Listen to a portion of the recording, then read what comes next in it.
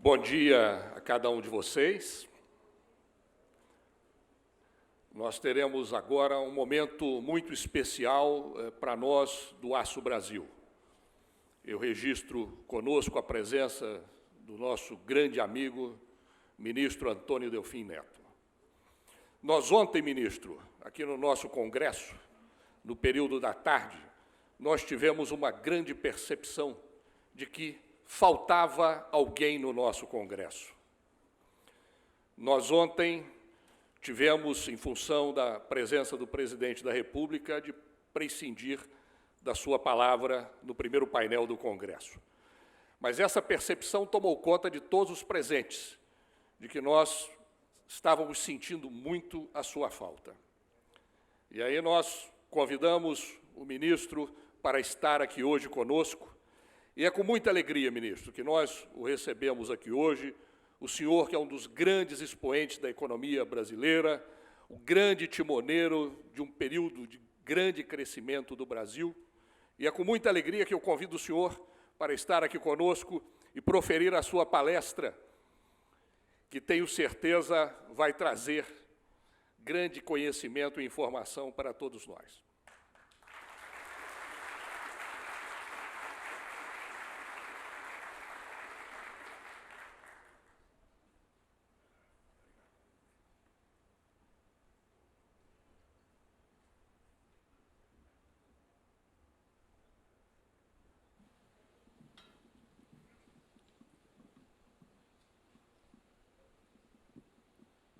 Muito obrigado, presidente.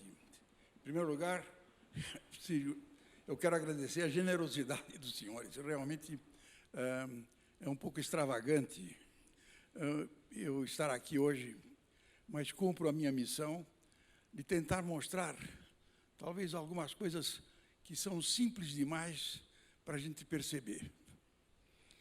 Ontem, aquele debate foi muito interessante, porque é impossível vencer o debate na base lógica, se você parte de uma hipótese que é falsa. As consequências são inevitáveis. Vamos começar pelo mais simples. Afinal de contas, o que é o crescimento econômico? O crescimento econômico é simplesmente o outro nome de aumento da produtividade do trabalho. Não há crescimento econômico sem que haja aumento da produtividade do trabalho. Qual é o fator mais importante para aumentar a produtividade do trabalho? Foi o homem que inventou isso na idade príscila, é a divisão do trabalho. O homem descobriu que ele não precisava fabricar um sapato e criar galinhas. Que era bom ele fabricar sapatos, o vizinho criar galinhas, e eles trocarem sapato por galinhas. A especialização aumentava a produtividade de todos. Esse é um fato elementar do qual se extraiu uma consequência interessante. É que a troca é um dos fatores mais importantes no aumento da produtividade. Esta presunção, que é uma verdade, foi levada para o nível internacional. Então, você imagina o mundo é um arquipélago em que as nações se amam, as nações têm uma grande simpatia pelas demais, elas procuram o bem comum, cedem, inclusive, os seus interesses para ajudar os seus vizinhos. Se isto for verdade, não há como discutir o fato de que o comércio absolutamente amplo e livre seria a melhor solução para o mundo. E aí os economistas descobriram a teoria das vantagens comparativas. A teoria das vantagens comparativas é simplesmente uma comparação entre desigualdades. Ela é um fato matemático. Ela é verdade por definição, desde que você entenda do que se trata. Quando o Ricardo construiu isso, em 1820, que ele descobriu, no livro dele, o modelo é comparar Portugal com a Inglaterra. Portugal produzia vinhos e tecidos. a Inglaterra produzia vinhos e tecidos. Portugal, na comparação das relações de produtividade, Portugal era mais eficiente na produção de vinho e a Inglaterra era mais eficiente na produção de tecidos.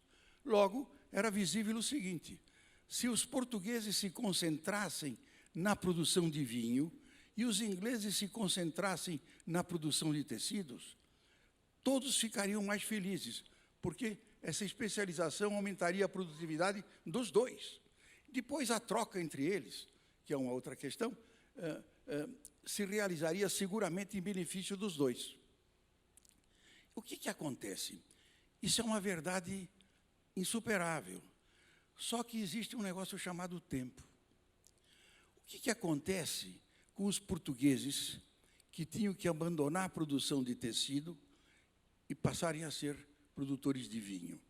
E o que aconteceu com os ingleses que produziam vinho e tinham que passar a produzir tecidos?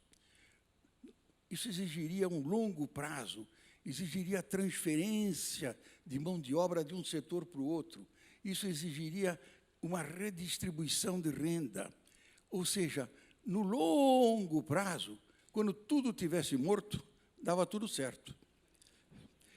Este é uma coisa, não adianta discutir isto, isto é um fato aritmético. E onde é que está a falsidade disso? Onde é que está a hipótese equivocada? É que o mundo é, sim, um arquipélago, mas de ilhas que se estranham, de ilhas que se olham com inveja, de ilhas que se olham de maneira muito diferente. Cada uma dessas ilhas procura, na verdade, ser independente, ter autonomias. Autonomias, as 3 autonomias fundamentais: a autonomia alimentar, a autonomia energética, a autonomia militar. Esse não é um mundo de bonzinhos, esse é um mundo, na verdade, de inimigos. Foi assim que o Hobbes concebeu, e é verdade. O mundo é isto. Basta olhar para o que está nos acontecendo e ver do que se trata. Quando ontem eu vi aquela discussão, os dois lados têm razão. Por quê? Porque as hipóteses são diferentes. E eu acho que a hipótese de que o mundo é mais complicado do que esse mundo benigno é a hipótese mais verdadeira para a explicação do mundo que nós estamos vivendo. Se a gente observar o mundo hoje, nós vemos o seguinte: você tem uma disputa gigantesca entre praticamente 3 países. Você tem os Estados Unidos, você tem a Rússia e você tem a China. O interessante é o seguinte: os Estados Unidos têm as 3 independências. Ele é independente, tem autonomia alimentar, ele tem autonomia energética, ele tem autonomia militar. A Rússia tem autonomia energética e autonomia militar, mas não tem autonomia alimentar. A China só tem a autonomia militar. Não tem nem autonomia alimentar, nem autonomia energética. É evidente que esse mundo não vai produzir equilíbrio. Basta comparar. A China, e vou no caso do aço, a China produz 830 milhões de toneladas globalmente e tem 1 bilhão e 400 milhões de habitantes. Ou seja, tem um exército provavelmente de 10 milhões de sujeitos. Os Estados Unidos hoje produzem 70 milhões de toneladas, 9% do que produz a China. É claro que ele tem uma autonomia, mas os Estados Unidos precisam de muito mais aço que ele importa. Então, o que acontece?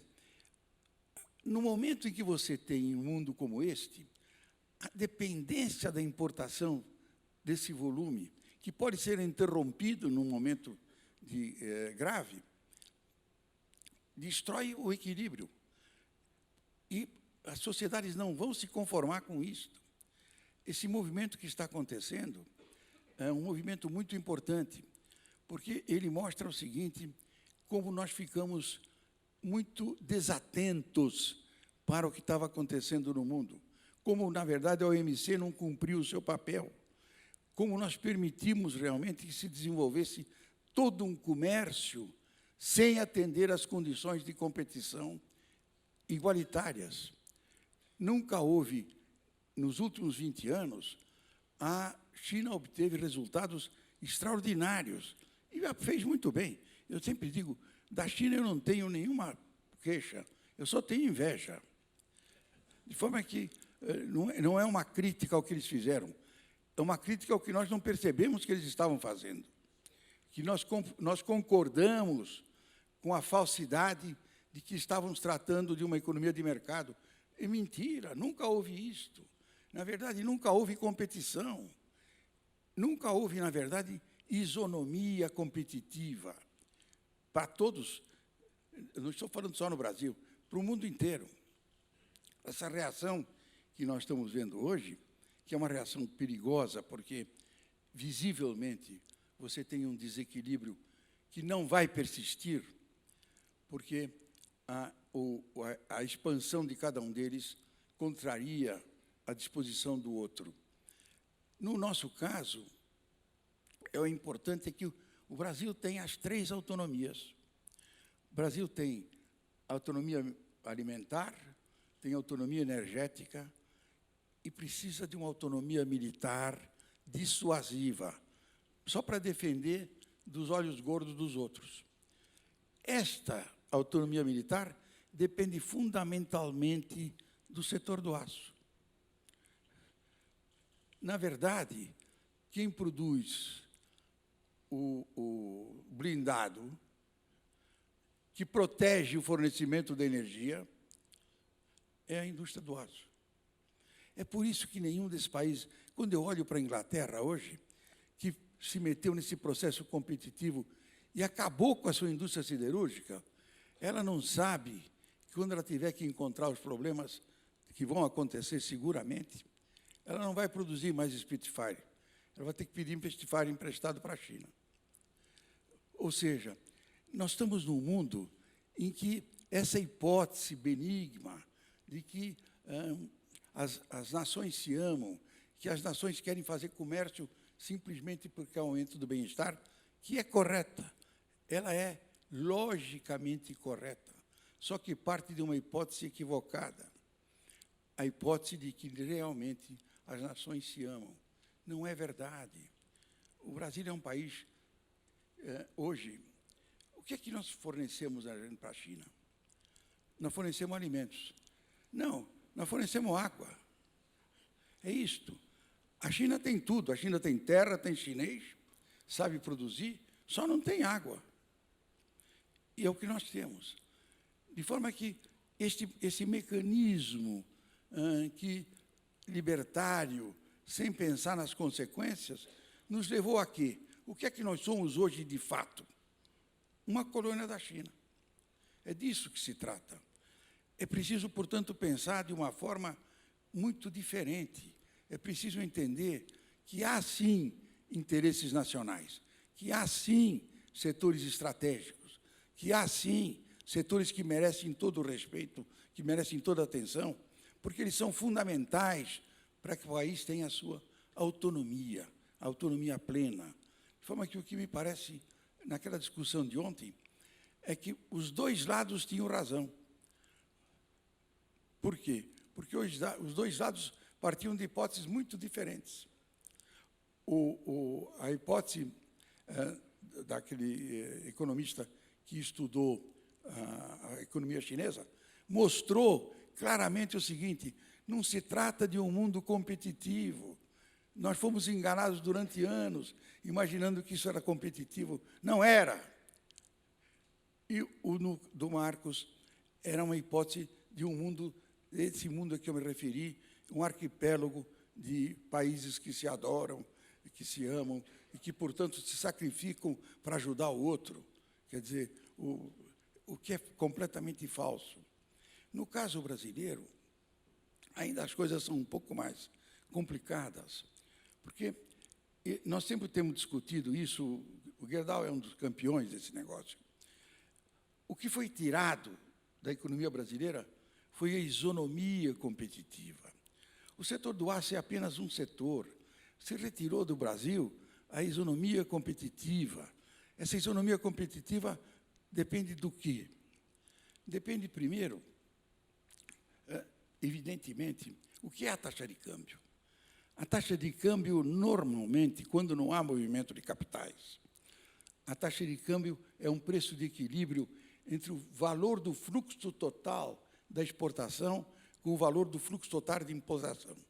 Portanto, a taxa de câmbio é uma variável real que influencia a competitividade e que influencia a atividade econômica real.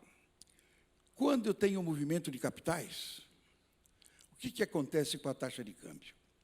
Ela deixa de ser a que equilibra o fluxo de valor da exportação e da importação, porque você tem o aumento da flutuação dos capitais, na ida e na vinda. Se um país tem uma taxa de juros maior do que a taxa externa mais o risco país, o que acontece? Recebe capitais. Quando ele recebe capitais, o que acontece com a taxa de câmbio? Se valoriza. Ou seja, a taxa de câmbio deixa de ser o indicador da eficiência da economia. A taxa de câmbio se desprende da realidade física. A taxa de câmbio passa a ser um instrumento de especulação financeira. A taxa de câmbio passa a ser um instrumento financeiro. Foi o que nos aconteceu. Mais ainda, nós cometemos outros erros. Com isto, valorizamos o câmbio, aumentamos a taxa a carga tributária de uma maneira extraordinária e violentamos a economia, impedindo que você se credite dos impostos sobre a exportação. O que acontece? É fantástico. É imaginar o seguinte, que um sapato produzido em Franca e que vai ser exportado para a Alemanha, que a gente fique devendo. Quem é que pode prestar serviços para o alemão? O Alckmin. Só quem pode prestar serviço para o alemão é a Merkel. Portanto, é por isso que você não pode pôr imposto sobre a exportação de jeito nenhum, porque o imposto é correspondente a um serviço que você vai prestar.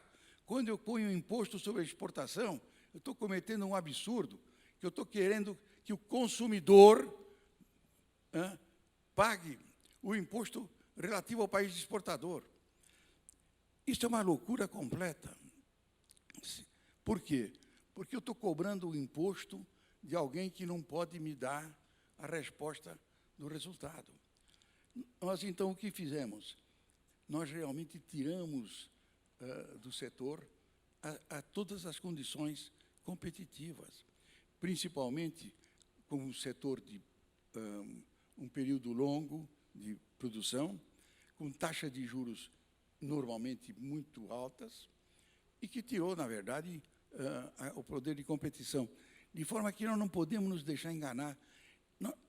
Nós não estamos pedindo subsídio, nós não estamos pedindo benefícios especiais. O que o Brasil está pedindo apenas é o seguinte: nos deem de volta as condições de competição que nós já tivemos no passado. O que o Brasil precisa é de muito mais liberdade mesmo, uma liberdade verdadeira. Um drawback verde e amarelo como existia, se você vai exportar, pode importar o que você quiser, sem custo nenhum. Mas na exportação, eu não te tributo. E a taxa de câmbio sendo a taxa de câmbio de equilíbrio. Ou seja, agora, pela primeira vez, nós estamos com a taxa de juros real muito parecida com a taxa de juros externa mais o risco Brasil. Não é que o 4 seja a taxa de equilíbrio, mas, visivelmente, é óbvio, ficou claro que nós vivíamos num mundo de supervalorização do real. Agora, talvez, a coisa esteja um pouco viesada por causa da política.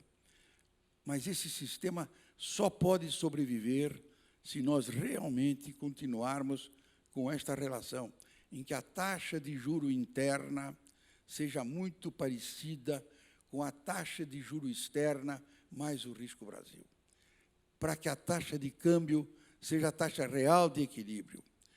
É preciso, portanto, entender que não se está pedindo, e mesmo porque com subsídios não se vai a lugar nenhum. Com subsídios não se vai a lugar nenhum. Nós precisamos de mecanismos de mercado que funcionem permanentemente e selecionem realmente os vencedores. É isso que acontece. Não é o Estado que vai decidir isso. Nós, na verdade, estamos, eu acredito, que nós, os dois lados partem de hipóteses muito diferentes. E é por isso que não pode haver entendimento. Não existe essa ideia de liberdade ou isonomia. É que não há isonomia sem que haja liberdade. Muito obrigado.